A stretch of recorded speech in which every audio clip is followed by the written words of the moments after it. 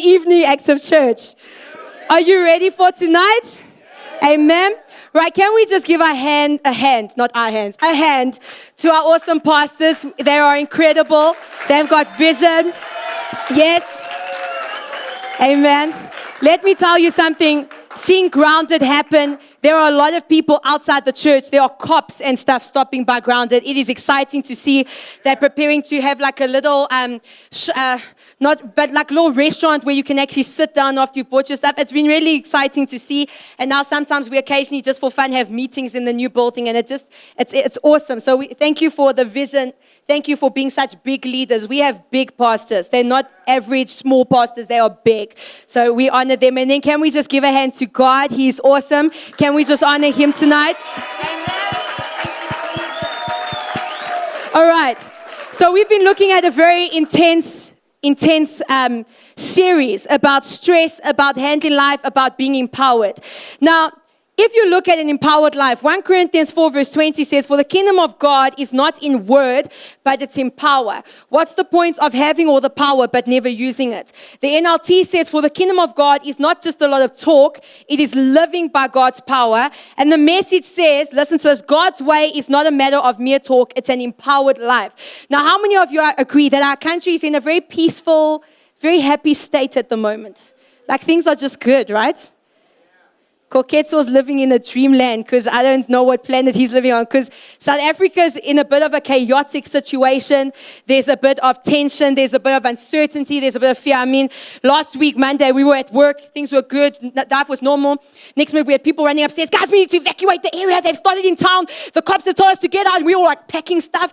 And we like checking cars, go out of town. And like the cars are flying out of town. We're like, wow, this is intense. And then we get to Glenant and it's all peaceful. They're shopping. Life is good. And I was like, wow, it's a different world. They don't even know what's going on the other side of town. And then, we had a whole lot of more situations. Last Sunday in town again, a whole lot of shops have been closed. It's a bit of an unstable time in the economy in our country. And the question is why? Now, obviously, we've been looking at being empowered. And we've been looking at learning how to empower people, because the point is if you empower people, you won't have crime. If you empower people, you won't have issues. You won't have a breakdown in things. Things will improve. In fact, life in South Africa will become heaven if we empower people. But here's the problem. You can't empower someone if you haven't been empowered. If you yourself are not empowered as a Christian, you can't empower someone else. Have any of you ever seen in a movie or in real life a beggar teaching a princess how to act like a princess? A beggar, a hobo.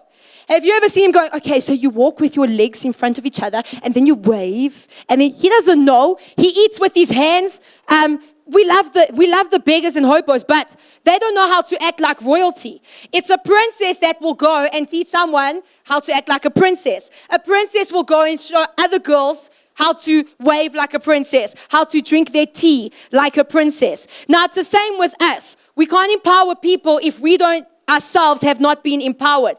How do you teach someone to, because this is what we should be doing and this is what we should be teaching people to do. How do you teach someone to do something that is so big and so impactful that they literally shake a nation, that they literally cause a whole nation to stop and go, whoa, what just happened? How do you teach someone to do stuff that changes the course of history if you're not doing it? Just like David, if you learn in Destiny training, David was a mighty warrior. That's why he was able to build up mighty warriors. You can't build up mighty, powerful people if you're a wimp. You've got to be a mighty, powerful person to build up mighty, powerful people, right? So we need to allow God, we need to allow the leaders in our lives to empower us so that we can start empowering. It's the only answer to South Africa. You can sign death petitions about a guy who raped a girl to be put to death. There'll be many other rapists out there who won't care and will be like, well, I won't get caught. It's not going to change. It's not going to improve. You've got to empower the people. Then we move on to stress. Now, have you ever asked someone, how are you? Yo, I'm so stressed. And that's such a good thing. Congratulations. Wow. I wish I was stressed. No one sees stress as this good, positive, amazing thing. Everyone's like, oh, you're stressed. I'm so sorry. How is she? She's stressed. Let's just, pray for her. We see stress as a bad thing, but stress can also be a good thing. So, at beginning of this year and end of last year, I went to a chiropractor because I was having a bit of, a few issues with my back. And he was actually explaining how when adrenaline kicks in, so adrenaline, stress are similar things. So if you were being chased by a lion, none of you were just standing, wow, it's so beautiful. And it's even more beautiful up close. I'm going to die with the most beautiful sight. I'm so happy. And then you get to heaven, God, I died in the best way. He ripped my arm as I stared into those beautiful, gorgeous eyes of the lion. You don't have that. Okay, when you see a lion coming or a spider coming or whatever, what happens is your adrenaline kicks in. Now, what happens when adrenaline kicks in? Your lungs expand. Did you know that your pupils even enlarge? I had that experience recently when I had an eye op. They put funny drops in my eye, and it was only in this eye, and next minute the pupil went huge. And I was talking to someone, and they said, literally, as I'm talking to you, it's getting bigger. Okay, now, adrenaline causes it to do that without drops, but it's not that big as it was. Okay, it's slight. But what also happens is your blood starts rushing to certain muscles to kick into action. So it will rush into your shoulder and your shoulder pads. It will rush into your legs to help you run faster or jump over fences. Or have you ever wondered how a mother is able to lift a car to get her kid from under the car? It's adrenaline. That's what adrenaline does. It's stress kicked into action, okay? Now, if it wasn't for exams and assignments, what we heard or learned at school, we would not even know, remember, it would be like we never learned it. It's the exam or it's the assignment that gets us to know the work, that gets us to gain that knowledge. So while exams and assignments are stressful, that's what kicks us into action of gaining. It kicks us into action of studying. And all the people studying said? We pray they're studying. So stress is not always a bad thing. It can be a good thing. However, it's a problem when you are permanently stressed, when you're permanently freaking out, you're permanently overwhelmed, you're just permanently having anxiety attacks. There are people who can't even leave their houses because that's how often they're having anxiety attacks. Now, when you are permanently stressed, there's two questions you have to ask. Okay, is it that my capacity is too little, too low, or is it that my pressure is too high?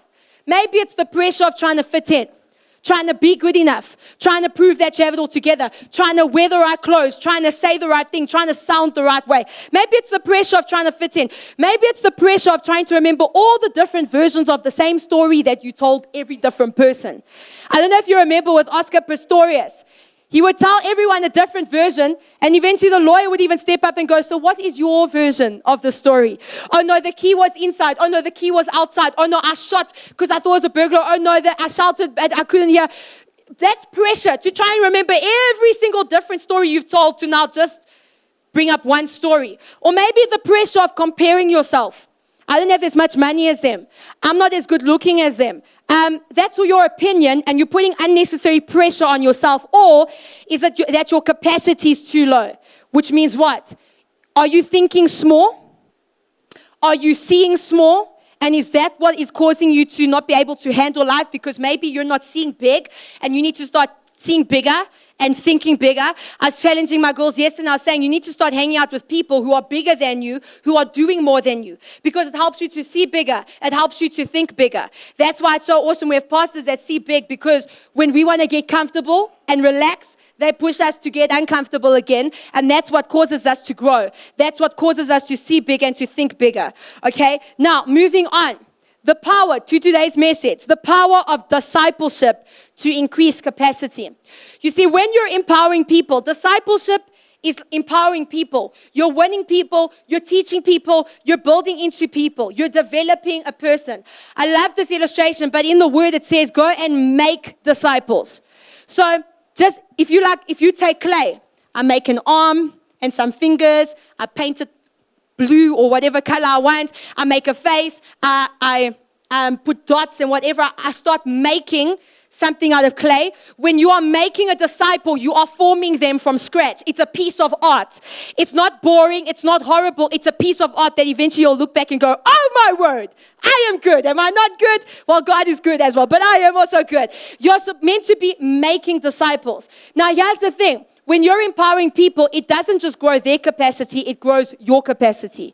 Because now you have to learn what real love looks like. You have to learn how to really love a person. Now you have to learn how to sometimes inconvenience yourself for someone when you don't want to be inconvenienced. It starts growing you.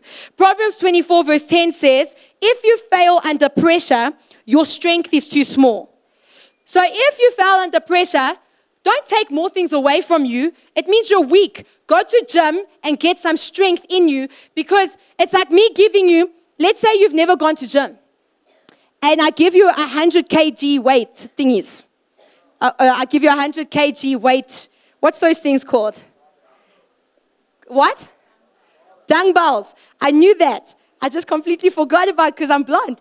Okay, so I give you 100 kg dumbbell, right? Are you going to be able to lift that if you're a stick-thin person and you have never gymmed in your life? You can't handle that. Now, I can't go, oh, shame, let's just, oh, it's okay. Some of us will just be weak forever and skinny forever. No, you gym up and you build up to getting that strength. Now, it's the same. If you're not handling life, don't take stuff away from the person, because then they'll just get worse. So if you're not handling your life right now, it's not going to help if you pull out of stuff. You've got to start strengthening your character. You've got to start strengthening who you are so that you can lift it up. Now, moving on to Psalms 119, verse 143, it says, as pressure and stress bear down on me, I find joy in your commandments. When you go through trial, we all go through trials. We're probably all going through trials right now. But when you go through trials, have you noticed that when you're grateful, it's easier to push through?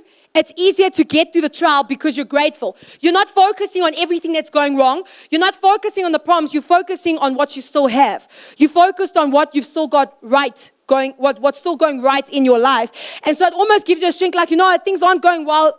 A lot of stuff is just a mess, but this is still going right. And I can do this. That's just a period, I can do this. But when you only focus on the pressure, I'm so under pressure. I've got 10 exams next week. I haven't started studying. When you focus on the problem, this won't go away. I've been trying. What happens? It's almost like it sucks your strength. You don't have the energy to fight. You don't have the energy to push through or to keep going. You just want to give up, right? Have any of you experienced that? Is it just me? No? So here's the thing. If you look at someone that's running, we watched a brilliant movie last night that we're going to be showing at the end of the year. Very, very amazing movie.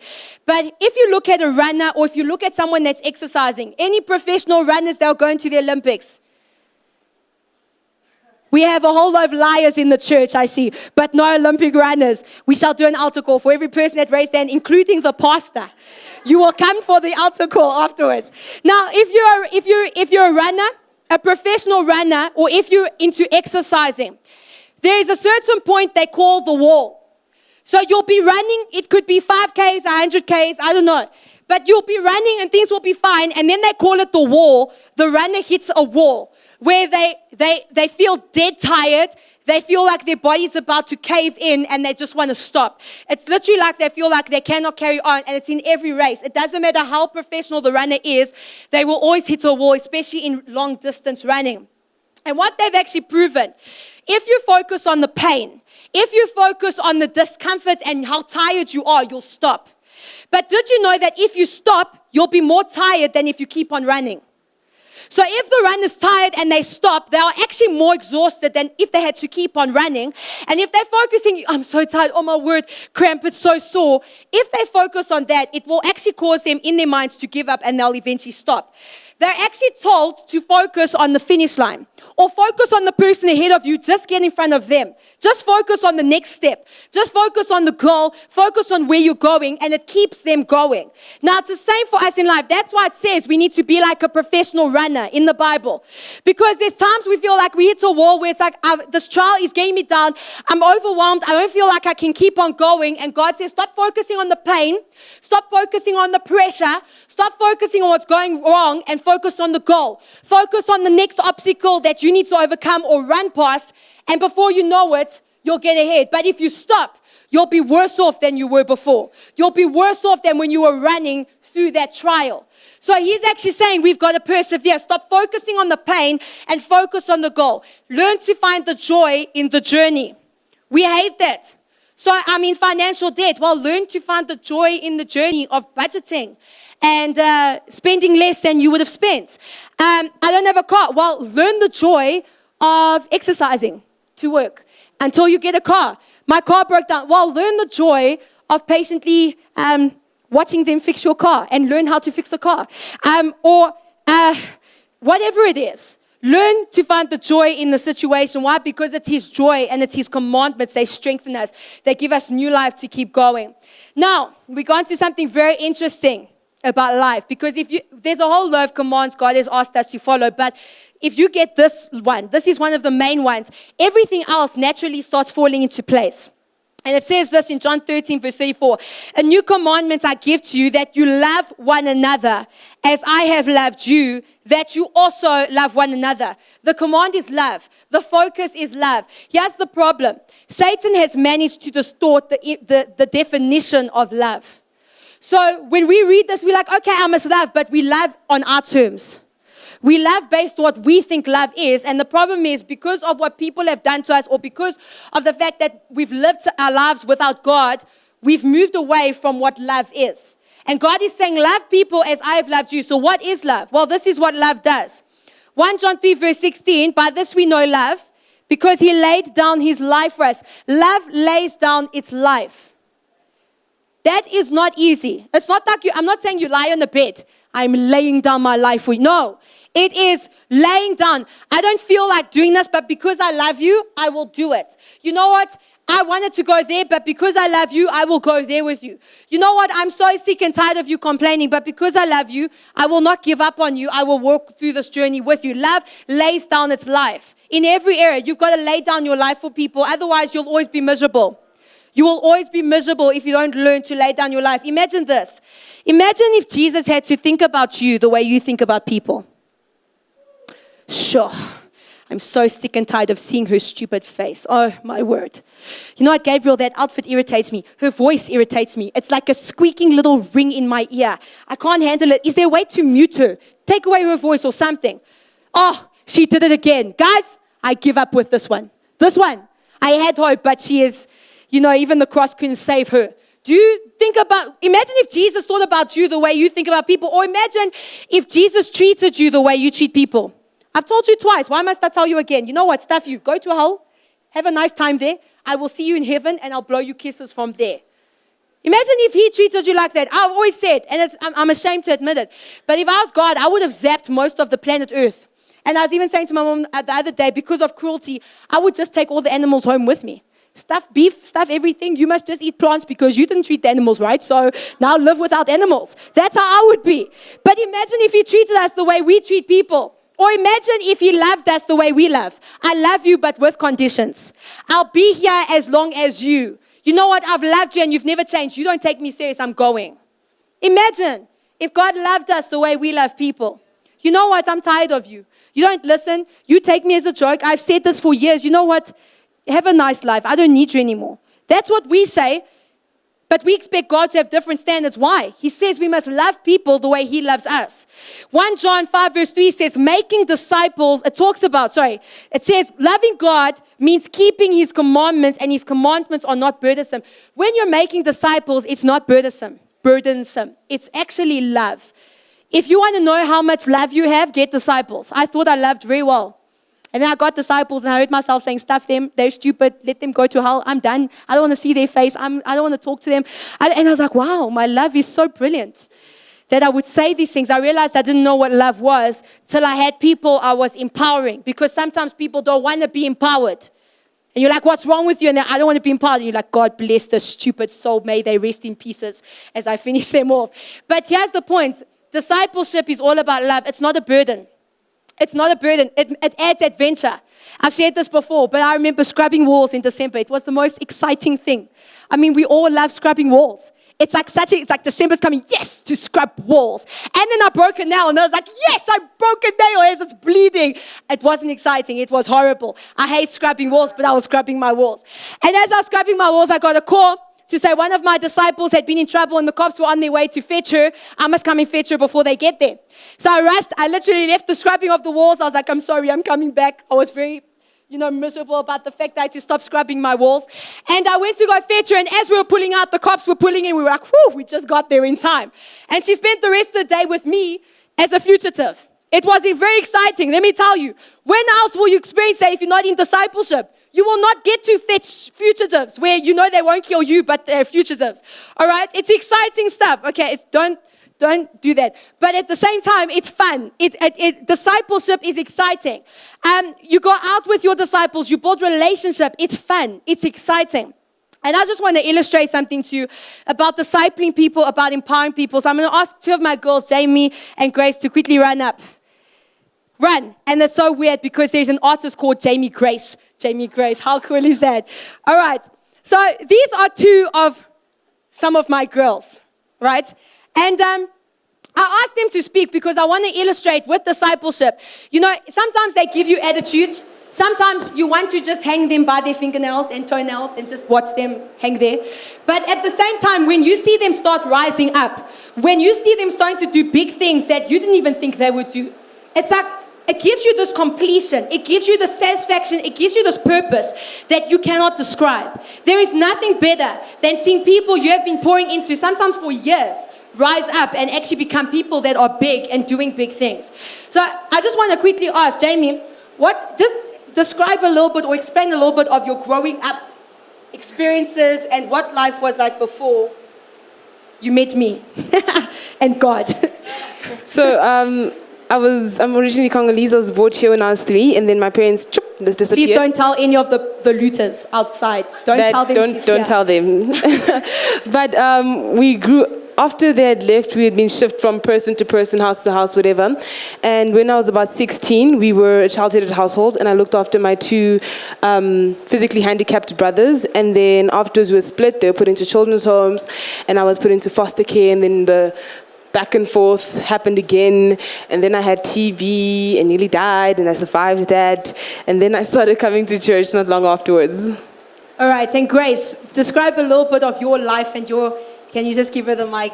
She's not a soft person at all, even though she made us think she was. Try and behave, please. But explain a bit of your experiences growing up and before you came here.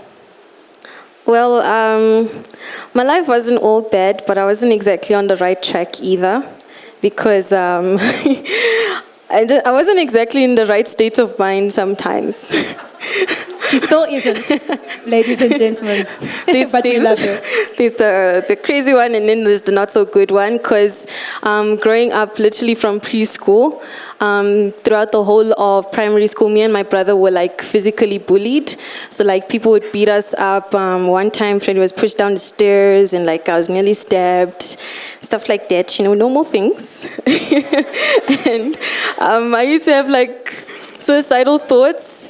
And then, I came to church. It wasn't actually by choice. My brother's like, so you have nothing to do? Let's go. And then as I came to church, I'm like, I hate this place. And then too much information. Yes. Let's just stop. I'm scared. The ones we went to a place. I'm sorry, I know it's, but the ones we went to a place, and she was like, it's cold, like dead bodies, and we were all like, what the hell is this child thinking? Thank God she's safe, because I don't know what she would do to people. She'd be like, that guy, what's that serial killer's name? Ted Bundy. That would be Grace. God bless her heart. Okay, so now, because I'm talking from a discipleship, since I've been working with you, it's been, I think, like 5 to 6 years. I've actually been working with Jamie, discipling her, empowering her, whatever you want to call it. What are you doing now? What's going on in your life? How much has it changed in like a minute? So it's changed a lot because now I basically head up almost like a pastoral outreach. We do to other churches as well. We've got a network of about 25 odd pastors, including their spouses. I have about between 15 and 30 girls in a cell group at what's called DeFackle. I am an operations manager for King K Distributions, and I head up the team that basically gets training out here and does the admin in the church. And let me explain something to you about, she is a brilliant salesperson, but she's also a brilliant mobilizer. So what happened was, at WITS, we are starting a society, and I sent her and another girl with forms. We created these nice forms, and I sent them on Wednesday. I said, right, girls, you have 10 minutes. We have to get 50 signatures. Try and get 20. I don't know why I made it that low, but they literally came back, and within 10 minutes, they had gone over 45 signatures. We literally have already over met our mark. We're close to 100 signatures. And she did that. She got students to want to join the society. It's a big deal. Now, Grace, since I know it's been short, I'm scared to just watch what you say. But so I know it's been a few months since I've been working with you, but in a few months I've been working with you. What are you doing? What's going on? So basically, I head up registration at youth every Friday. So I basically oversee and make sure that all the admin work A for team of that how many part. people? More than 10 people at most. And also I head up worship at Wits, which I didn't want to do, but I quite enjoy now, seeing that my future is there. And she has joined Sashi in script writing. She's now starting to script write as well. And you know, Sashi's movies have gone into New Metro. They're looking at a wider distribution now. She's now joined them in script writing. Now, these are just two examples. But the point is, when you have discipleship, it doesn't add pressure. It doesn't make your life more, now I have to call them. Now I have to get people to come to church. Now I have to check and I have to sit and listen to their problems when I have problems. But the point is, discipleship is not a burden. It doesn't add pressure. It doesn't make your life hard. It is the most incredible feeling when you see people rise up like this. I mean, a few years ago, people would have looked at them and thought, they're average girls, but they'll do average things. They'll have a job. They'll eat, they'll sleep, they'll die one day. But they won't do big things. And now they're heading up teams. I mean, if they carry on like this, if we have a church of 600,000, imagine how big they'll be. Imagine the leaders they're gonna be one day. Well, they're already big, but imagine how much bigger they'll be. And that's the point. When you're empowering people, that's how you change South Africa. You change South Africa by empowering one person at a time, teaching them how to be a leader, teaching them how to get life right, and then you get this, and it's the most incredible feeling. It is the most incredible feeling when I can look and go, I've been working with these girls, and now look what they've become. It's not a prideful thing, but it gives purpose. It's incredible to see that I had the honor to build into girls that are now powerful leaders. We can give them a hand. Thank you, ladies. Now, just to end off, last thing is, Jesus identifies that the multitudes, people who have not got leaders, they are stressed out. They are stressed out. What happens to a person when they don't have someone that's helping them or empowering them? Well, we see that in our nation, people are tired and exhausted and drained. They're drained with the problems in the country. They're exhausted with life. They're exhausted about everything. You see people that are scattered. They're disconnected. They just want to be alone. They're not united. Everyone, it's me for myself, my family, leave us alone. They're confused. If you look in our nation, there's confusion. And I'm going to use this example, but it's not a funny example. So Jamie was sharing how there were the groups of black people that were looting the shops. The foreigners went to him and said, but I don't understand, you've been talking against the white people, why are you taking us? And next minute they were like, they're our white people. It's not our fault that you kicked your white people out. Leave our white people alone. It was like, yeah, they're defending us. But at the same time, there's confusion. It's like, we're going to kill you. No, we're going to kill you. No, we're going to fight you. No, we're going to fight you. No, we're going to defend this. And we don't even know what we're fighting for. There were strikes that happened earlier at Wits this year. And one of my girls were telling me that people would literally be walking past the strike and next minute they see and they would just join. But they don't even know what they're joining. There's confusion. You don't even know what you're fighting for. People are helpless. There's people that are weak. There's kids that are weak. I heard of a kid that got knocked down yesterday. The kid got knocked over by a car and died. And I thought, but where was the parent? Why did the parent leave the kid vulnerable and weak and helpless? Where are the parents? Where are the leaders of South Africa? People, when they don't have leaders, they are aimless. They have no purpose. They don't even know where they're going. They're just going day by day. They have no purpose and they're unhappy. They're depressed. They're distressed. That's what people are when they are not empowered, when they are not discipled. And that's a scary picture of what South Africa looks like. We are full of a nation of people who are not being empowered. So yes, we need to do life. We need to build families, make money, whatever. But the number one goal is to empower people because that's the only thing that will matter and last when you're 90 years old. That's the only thing that matters and lasts after you're dead is empowering people because the people don't know where they're going. They're stressed because they have no shepherd. They have no leader. And I'm going to close with this. When you're making disciples, you sin less. Why? Because you have less time to be selfish. You have less time to think about yourself and feel sorry for yourself and ponder on rubbish thoughts. It's like they say, the idle mind is the devil's playground. Because when you're sitting doing nothing and you have no purpose and you have no goal, that's when he can chuck whatever rubbish he wants and you have the time to entertain it. You have the time to listen. See, discipleship saves you and protects you from distraction like that. And we can complain about South Africa, but here's the thing, it's a church. It's our responsibility to build South Africa. It's our responsibility to build this nation to the point that Americans are immigrating to South Africa. Because South Africa is the main country in the world that's flourishing in everything. It should be like that. Why is it not like that? Why is South Africa such a poor country? Why are so many people wanting to leave the country? It is our responsibility to empower the people, to raise up leaders that literally don't just shake South Africa, they shake the world. But so you need to change your mindset with discipleship. It's not a burden. It doesn't add pressure. Actually, your life goes to a new level. Your life becomes more amazing when you start loving and empowering people. The great exchange, and for